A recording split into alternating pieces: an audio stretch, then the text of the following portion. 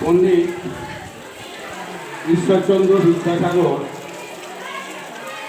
তিনি এমনই একজন ব্যক্তিত্ব, তিনি তো নাই, তার কাজ আছে, তার লেখা আছে, তার প্রতিকৃতির সামনে দাঁড়ালেই আমাদের নিজেদেরকে অত্যন্ত অর্বাচীন এবং ছোট বলে মনে হয়। বিদ্যাসাগর কে ছিলেন, কি ছিলেন, কেমন ছিলেন, তার সম্বন্ধে বলা যায় a man with the myth. তিনি সাধারণ ছিলেন না, তিনি অসাধারণও ছিলেন না, তিনি ছিলেন অসাধারণদের অসাধারণ।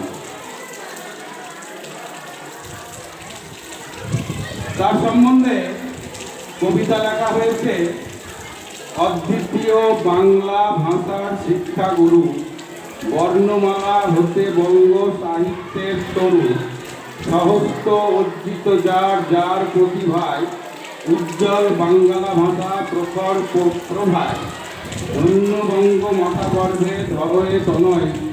এই হচ্ছে কবির তার সম্পর্কে শ্রদ্ধার।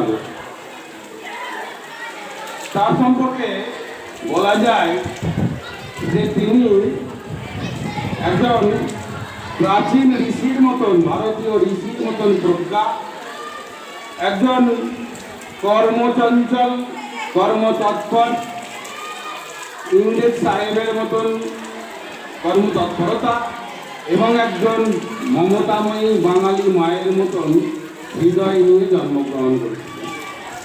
এই তিনটি গুণের একত্র সমাবেশ হয়েছিল বা কেন্দ্রীভূত হয়েছিল তার মধ্যে। তার তুলনা কিছু নাই, তিনি তুলনাহীন, তার তুলনা তিনি নিজেই, বীজ আনপ্যারালাল। এবং রাজা রামমোহন রায়, যিনি ভারতবর্ষের নবজাগরণের পুরোহিত ছিলেন, অগ্রদূত ছিলেন, যিনি নবজাগরণের মশালটা নিজেই জ্বালিয়েছিলেন, সেই নবজাগরণের মশালটা যেন তিনি বিদ্যাসাগরকেই দিয়ে দিয়েছিলেন।